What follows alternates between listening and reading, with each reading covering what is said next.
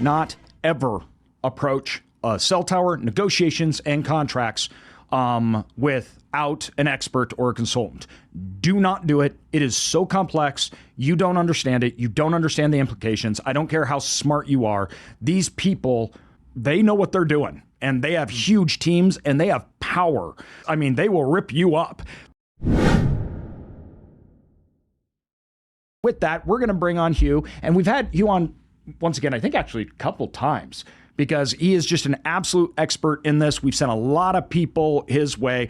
He's with Vertical Consultants, and we're going to have a good discussion here on cell towers, the industry, because I think it's probably the one thing that is the most misunderstood. And I've had to dive deep into it on not only the business side, but a personal side. And to tell you that my mind was blown how this industry works is an understatement, because I still don't understand it. It's so crazy. We'll get there. Exactly. So Hugh Odom is back. That's right. How you doing, man? I am great. Thank you guys for having me back to the podcast. Much appreciated. Well, thanks for being here. Why don't you give a quick, brief introduction of what you do and how long you've been doing it? And then we can kind of go through there. We obviously have lots of questions. But yeah, why don't you tell the audience here a little bit about yourself? Sure. As you mentioned, my name is Hugh Odom. I'm the president and I'm one of the founders of a company called Vertical Consultants.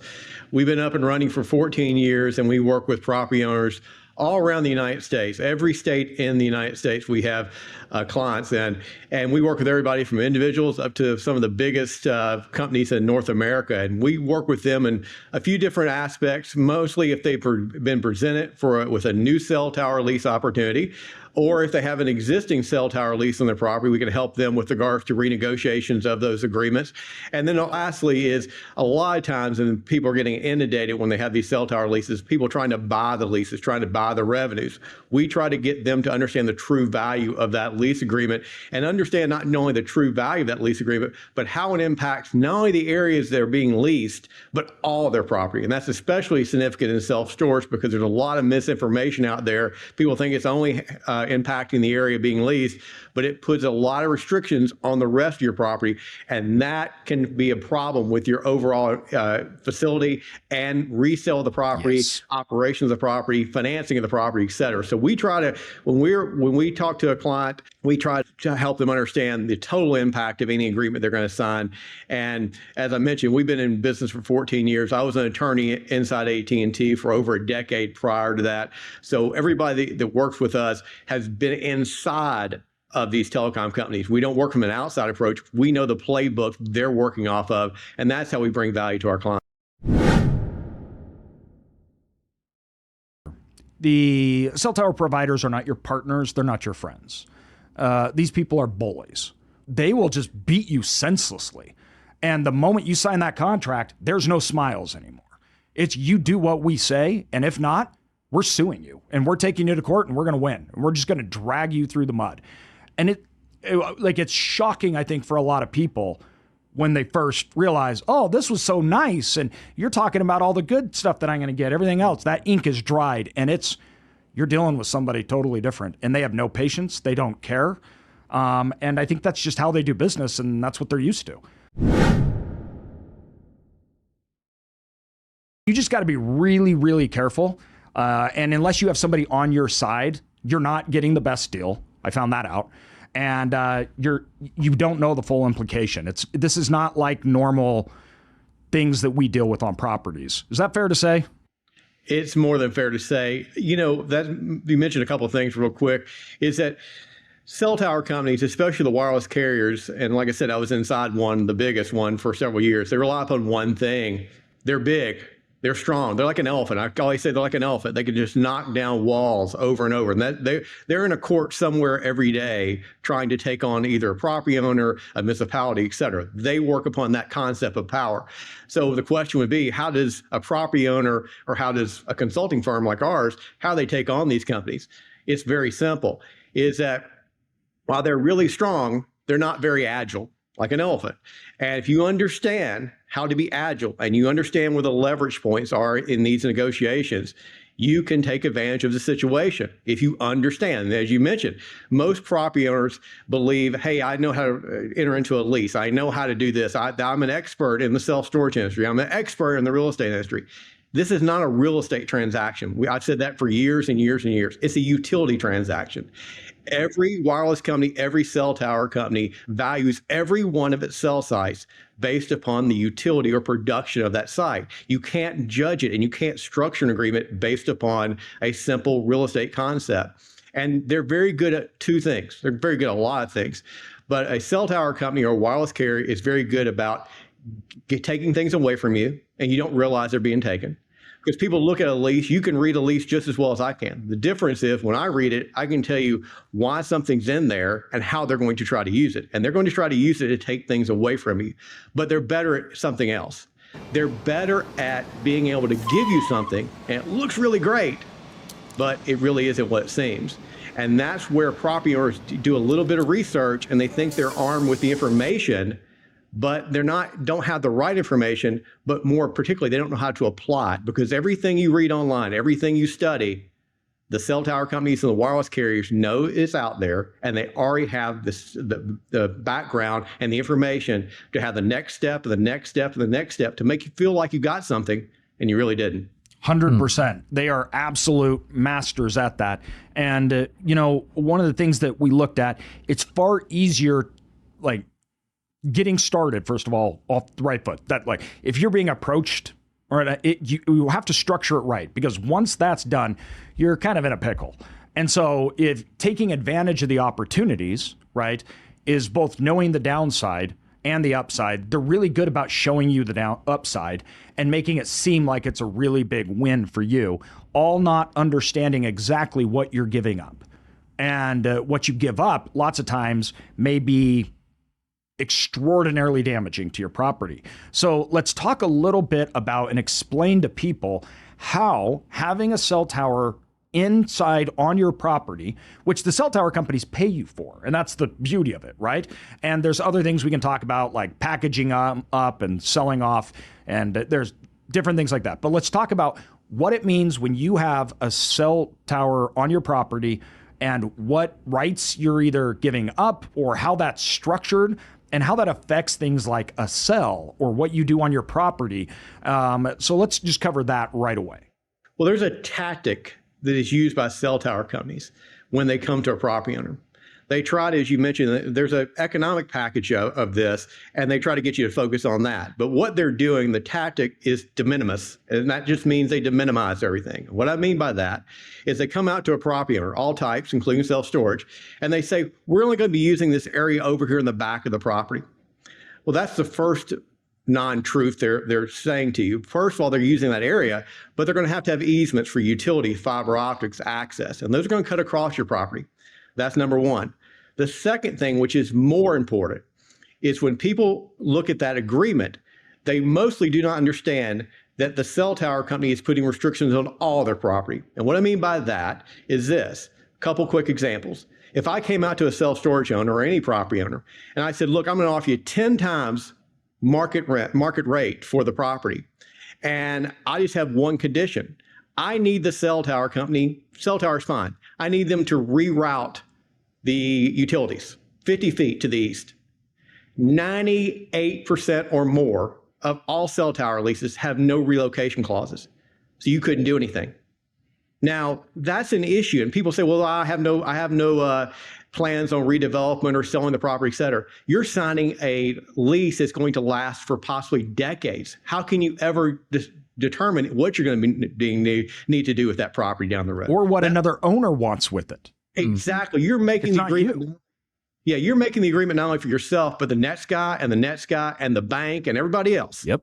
So that's number one. The second thing is, and where property owners get really sidetracked, is that they signed an agreement and they don't need to move anything around.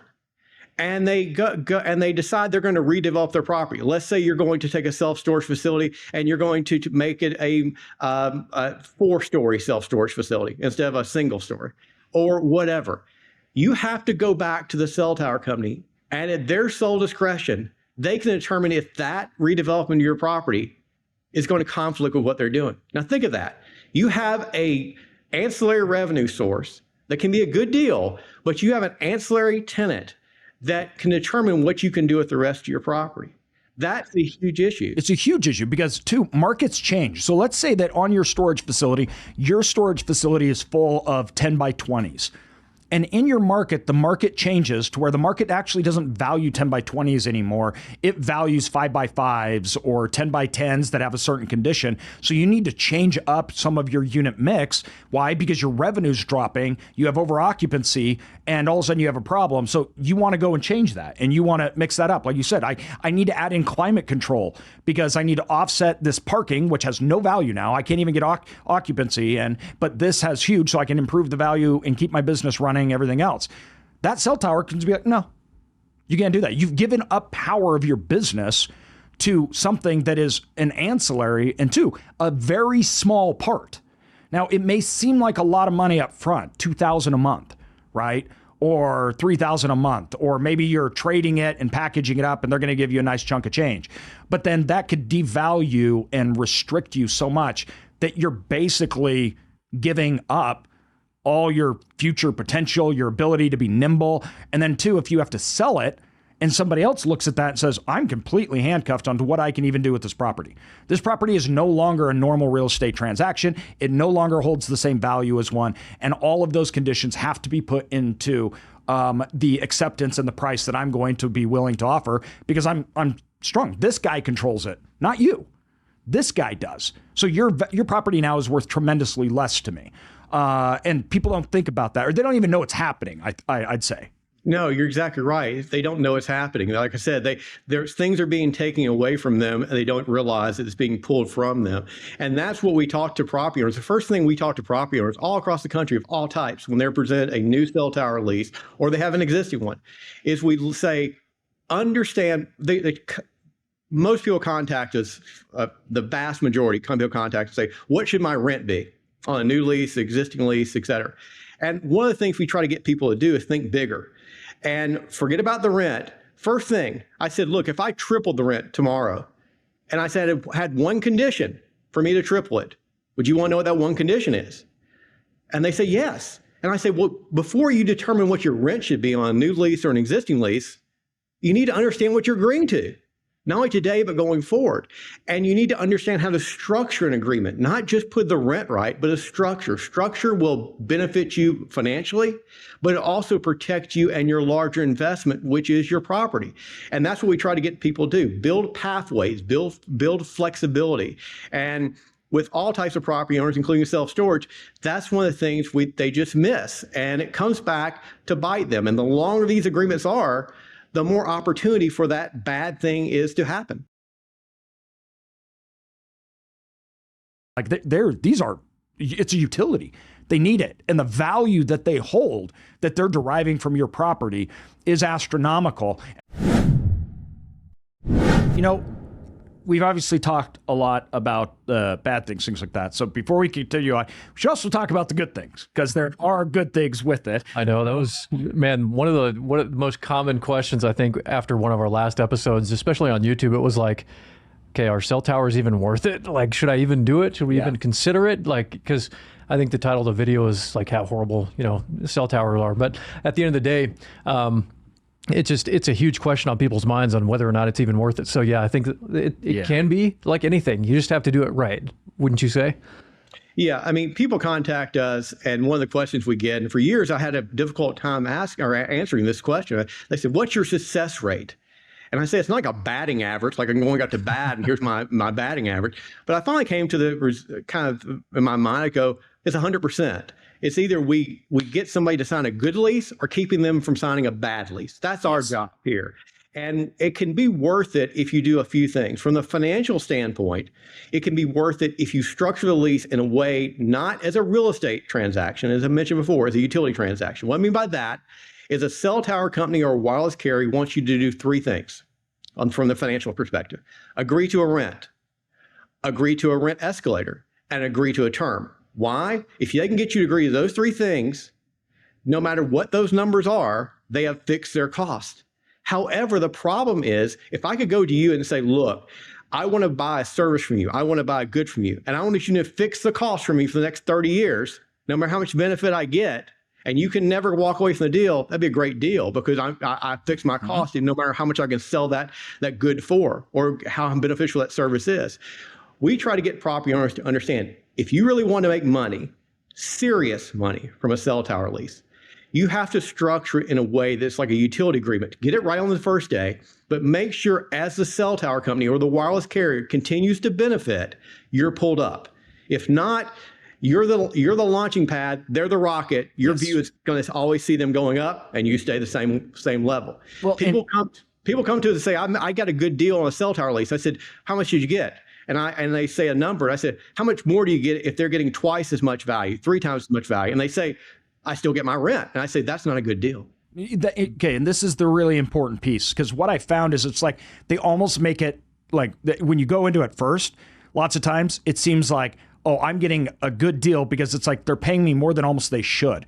The reason being is they only have a select amount of maybe providers on that tower. But then a year later, they go and they triple the amount of providers. They have more access, more needs that they need from that cell tower. They're producing way more, and they knew they were going to do that.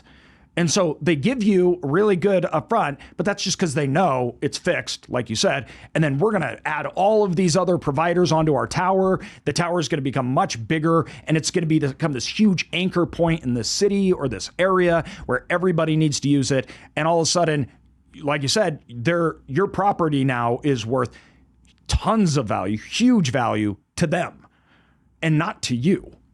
And then your restrictions, everything else comes. That's where I see like a lot of the pain, because it's so far out. You're talking these terms and everything that they work on. It's really, really far out.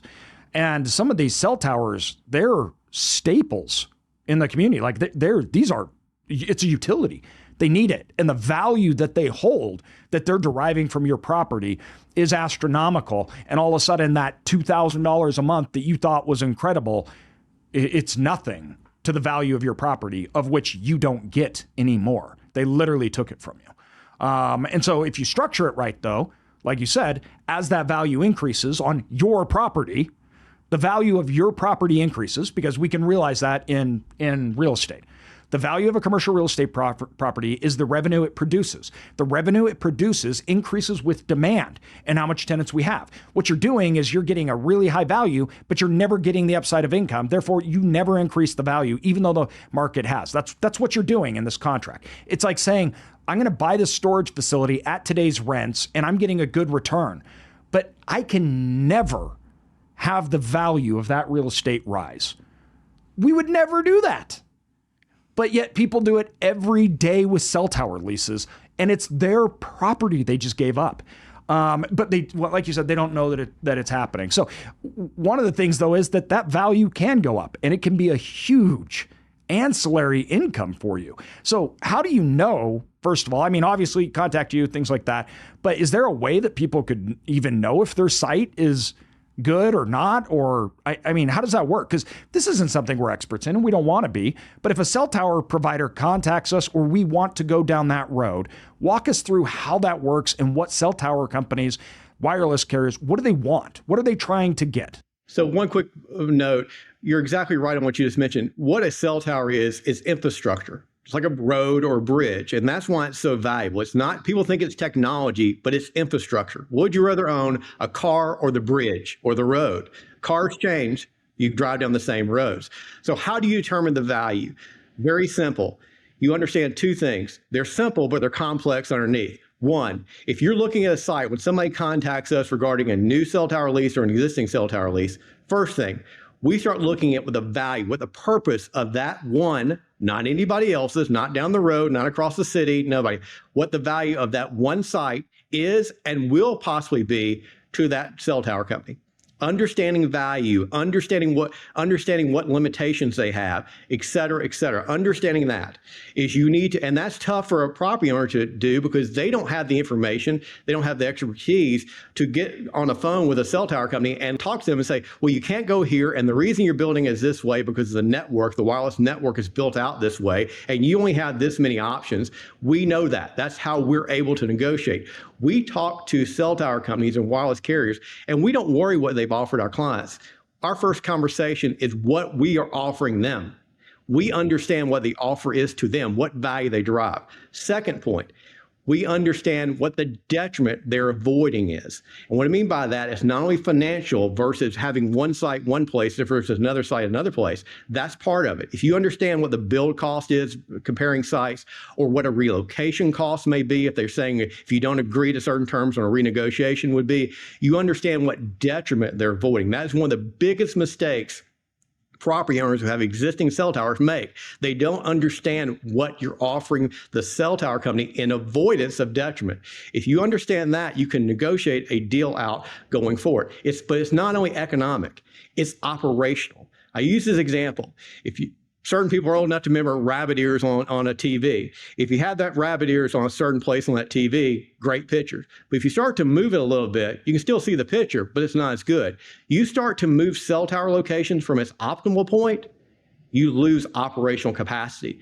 And that's where you have to understand the layers below every time a property owner's been approached for a new cell tower lease, or if they have an existing cell tower lease and they're being asked to renegotiate that lease, or they're asked to extend that lease, et cetera. Let's talk about this. If you say, oh, my property is a great one, or I have cell tower companies calling, right? What do we do here? How do we go about this? How do we even, first of all, know if you may? I think my property's great, and I bet you a cell tower company would love to put a cell tower on it. What do I do? Do I go out and fight? How does that even work? Do I call somebody up, look at a Zillow? What? Yeah, I think everybody's I don't know. Do I call up AT&T and just call their helpline and say, hey, you want to put a cell tower on my property? Well, that's a great question. As I mentioned before, we've been in business for 14 years now, and I would say we get between 1,500 to 2,500 people a month contacting us and say, I have a great property for a cell tower. And not everyone has a great property for a cell tower. And the best way that we believe property owners can, again, and I say this, there's no way, and I want to emphasize this there's no way our company, anybody else, can go to an AT&T, Verizon, T-Mobile and say, I have a great property, you need to put a cell tower out there. And they say, oh, geez, we didn't know that existed, we're going to go. You have to be in the pathway for how they're going to build their network. But what can you do?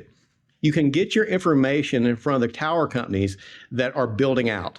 And you get your information there. And why that's important, you're increasing your odds just a little bit, but it's important because when a cell tower company or wireless carrier is looking, first of all, they have to identify the area they're going to build out. Secondly, they have to identify who owns that property. If you have your information, they know that. Third, they have to get how to contact you. And if you have your information already there, they can contact you. They also have to know if you're interested. You're identifying that you're interested. So that's a speed to market play. So you're trying to cut down that gap between you and the tower company as best you can. Now, the problem is, unfortunately, there are a couple hundred cell tower companies out there, some bigger than others and some more reputable than others. So what we do for clients is we present those properties sometimes as they want us to certain tower companies, about 40 to 50 ones. And if it goes in their system, if some pops, the property owner gets contacted, and hopefully there's an opportunity for that property owner to get a cell tower on the property. But there's no guarantee of getting a cell tower on your property. I really wish that everybody that contacts us, we could call somebody and say, hey, there's a great property for a cell tower. It just doesn't work that way. You can just increase the odds a little bit, and that may get you a better chance of getting something on your property. Do you think most of them are, most of the time, when the opportunity comes up, it's actually the cell towers initiating it? Yeah. Meaning that they've already got something on they've been trying to get. It's just part of their plans already, and they're just trying to move forward with it? Well, yes, they're definitely, every cell tower was going to be built and has been built is initiated by the carrier. Nobody builds a cell tower and then hopes to get somebody up there, like an AT&T, Verizon, et cetera. The cell tower companies are led by the carriers, and the carriers know where they're going to build out. And they get that information to selected tower companies, and they go try to find those sites. So there's a plan in place. That plan varies, depends on what's going on in the world and economics as well. But that's how the path gets drawn. Basically, the simple way I can put it, there's some guy inside AT&T right now with a large map, and he's putting pins in that map. When he gets his pins done, he contacts the cell tower company and says, we need to build something here, here, here, and here in 2024. Now, where those places are, that's driven by driven by the wireless carrier, not by the cell tower companies. That's why we need experts like you guys, man. Yep.